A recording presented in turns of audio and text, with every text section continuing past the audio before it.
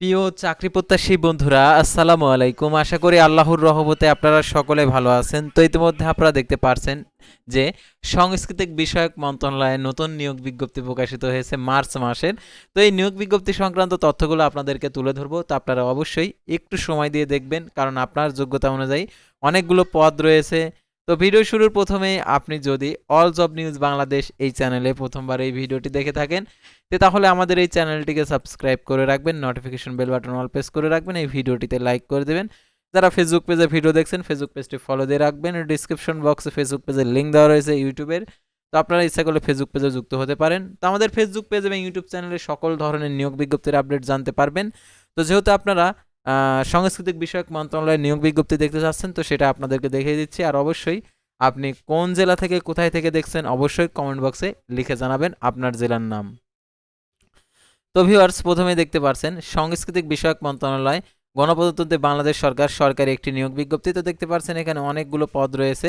তো দেখতে পাচ্ছেন সাংস্কৃতিক বিষয়ক মন্ত্রণালয়ের অধীনে আর্কাইভ ও গ্রন্থাগার অধিদপ্তর রাজস্ব খাতভুক্ত অর্থাৎ সম্পূর্ণই সরকারি পদসমূহ অস্থায়ী ভিত্তিতে সরাসরি নিয়োগের জন্য পদের পাশে বর্ণিত যোগ্যতা সম্পন্ন প্রকৃত বাংলাদেশি নাগরিকদের নিকট থেকে শুধুমাত্র অনলাইনে nanl.teletalk.com ওয়েবসাইটে আবেদনপত্র আহ্বান করা যাচ্ছে। অনলাইন ব্যতীত কোনো আবেদনপত্র সরাসরি বাতিল বলে বিবেচিত হবে। দেখতে পাচ্ছেন পদের নাম, বেতন স্কেল, বয়স সীমা, পদের সংখ্যা, শিক্ষাগত যোগ্যতা কম্পিউটার অপারেটর 11,000 টাকা থেকে 26,590 টাকা 13তম গ্রেড। পদের সংখ্যা 3টে। কোনো স্বীকৃত বিশ্ববিদ্যালয় হতে বিজ্ঞান বিভাগে স্নাতক সমান ডিগ্রি কম্পিউটার মুদ্রা অক্ষরকে বাংলায় 25 শব্দ, ইংরেজিতে 30 শব্দের গতি থাকতে হবে। স্ট্যান্ডার্ড অ্যাবিলিটি টেস্ট উত্তীর্ণ হতে হবে।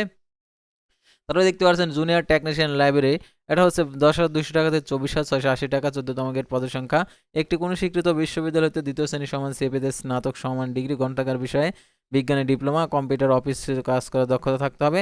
তারপরে দেখতে পাচ্ছেন ল্যাবরেটরি সহকারী 9,300 টাকা থেকে 22,490 টাকা, এটা 32 বছর। পদের সংখ্যা 2টি। কোনো স্বীকৃত বোর্ড হতে উচ্চ মাধ্যমিক সার্টিফিকেট সমান পরীক্ষা উত্তীর্ণ কম্পিউটার এমএস অফিস কাজ করিবার দক্ষতা থাকতে হবে এবং সংশ্লিষ্ট কাজে 1 বছরের অভিজ্ঞতা।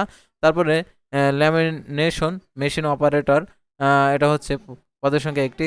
কোনো স্বীকৃত বোর্ড হতে বিজ্ঞান বিভাগে উচ্চ মাধ্যমিক সার্টিফিকেট এইচএসসি কম্পিউটার এমএস অফিসের কাজ করিবার দক্ষতা অভিজ্ঞতা থাকতে হবে। তারপরে পাঠকক্ষ সহকারী, এটা হচ্ছে 9,300 টাকা থেকে 22,490 টাকা। পদের সংখ্যা একটি। কোনো স্বীকৃত বোর্ড হতে উচ্চ মাধ্যমিক সার্টিফিকেট সমান পরীক্ষা উত্তীর্ণ কম্পিউটার বা এমএস অফিসের কাজ করিবার দক্ষতা। তারপরে স্টক রুম সহকারী, পদের সংখ্যা 2টি, 9,300 টাকা থেকে 22,490 টাকা। এটার জন্য এইচএসসি পাস, এমএস অফিসের কাজ করিবার দক্ষতা থাকতে হবে। তারপরে দেখতে পাচ্ছেন অফিস সহায়ক একদম লাস্ট আর কি পদ, 8,250 টাকা থেকে 20,010 টাকা। দেখতে পাচ্ছেন পদের সংখ্যা একটি। এটার জন্য দেখতে পাচ্ছেন মাধ্যমিক স্কুল সার্টিফিকেট অর্থাৎ এসএসসি পাস হলে আপনি আবেদন করতে পারবেন। তো দেখতে পাচ্ছেন প্রাথমিকভাবে নিম্নবর্ণিত শর্তাবলী অবশ্যই অনুসরণ করতে হবে। ন্যাল nanl.teletalk.com ওয়েবসাইটে গিয়ে আবেদন করতে পারবেন। 1/3/2026 খ্রিস্টাব্দ তারিখে 18 থেকে 32 বছরের মধ্যে হতে হবে। বয়স প্রমাণের ক্ষেত্রে অ্যাফিডেভিট গ্রহণযোগ্য নয়। আর মৌখিক পরীক্ষার সময় অবশ্যই আপনার যে সার্টিফিকেট রয়েছে, যেগুলো আর কি ইনফরমেশনগুলো দেবেন, সেই সকল কাগজপত্র নিয়ে উপস্থাপন করতে হবে মৌখিক পরীক্ষার সময়। অর্থাৎ আপনার এনআইডি কার্ড, তারপরে আপনার সার্টিফিকেট, তারপরে নাগরিকত্ব সনদ, তার কোঠা যদি দিয়ে থাকেন কোঠার সেই সনদপত্র দিয়ে দিতে হবে। আর সদ্য তোলার 3 কপি পাসপোর্ট সাইজের রঙিন ছবি, আর আবেদন করবেন আবেদনের সেই অ্যাপ্লিকেশন কপিটাও লাগবে। তারপর হচ্ছে সরকারি আধা সরকারি স্বশাসিত প্রতিষ্ঠানে চাকরিরত যারা প্রার্থী রয়েছেন অনাপত্তিপত্র লাগবে। আর লিখিত মৌখিক পরীক্ষার জন্য তারা কোনো প্রকার টিএডি প্রদান করবে না, অর্থাৎ যাতায়াত ভাতা এবং খাওয়া দাওয়া করাবে না। তো দেখতে পাচ্ছেন এখানে আবেদনপত্র পূরণ সংক্রান্ত শর্তাবলী। অনলাইন আবেদনপত্র জমাদানের শুরুর তারিখ 5/3/2026 সকাল 10টা। অনলাইন আবেদনপত্র জমাদানের শেষ তারিখ 25/3/2026 বিকেল 5টা। উক্ত সীমার মধ্যে ইউজার আইডি প্রাপ্ত প্রার্থীগণ অনলাইন আবেদনপত্র সাবমিট করা হলে 72 ঘন্টার মধ্যে এসএমএস এর মাধ্যমে পরীক্ষার ফি জমা দিতে পারেন। আর আবেদনপত্রে 300x300 পিক্সেল ছবি এবং 300x80 পিক্সেল স্বাক্ষর আপলোড করতে হবে। আর অনলাইন অ্যাপ্লিকেশন কপিটি সাবমিট করার পর রঙিন প্রিন্ট করে সংরক্ষণ করে রাখবেন, কারণ মৌখিক পরীক্ষার সময় প্রয়োজন হবে।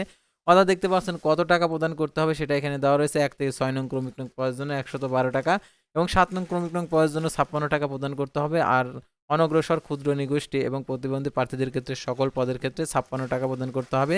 কিভাবে টাকা প্রদান করতে হবে সেই পদ্ধতিটা দেওয়া রয়েছে। আর এই নিয়োগের পরীক্ষা হবে ঢাকাতে। আর এই নিয়োগের পরীক্ষা সংক্রান্ত আপডেটগুলো জানতে পারবেন আপনি যে মোবাইল নাম্বার উল্লেখ করেছেন আবেদনপত্রে, সেই মোবাইল নাম্বারে। সেই মোবাইল নাম্বারটি সার্বক্ষণিক সচল রাখবেন এবং প্রাপ্ত নির্দেশনাবলী অনুসরণ করবেন, তাহলে আপনার নিয়োগ কার্যক্রমটা কমপ্লিট করতে পারবেন। আর এই নিয়োগ বিজ্ঞপ্তির পরীক্ষা সংক্রান্ত আপডেট এবং আরও অন্যান্য নিয়োগ বিজ্ঞপ্তির পরীক্ষা সংক্রান্ত আপডেট, আবার নতুন নিয়োগ বিজ্ঞপ্তি প্রকাশিত হলে অবশ্যই আপনারা আমাদের এই চ্যানেলে এবং ফেসবুক পেজ জানতে পারবেন। সেহেতু আমাদের এই চ্যানেলটিকে সাবস্ক্রাইব করে রাখবেন, ফেসবুক পেজটি ফলো দিয়ে রাখবেন, আর আপনার জেলার নামটি কমেন্ট বক্সে লিখে জানাবেন। আল্লাহ হাফেজ।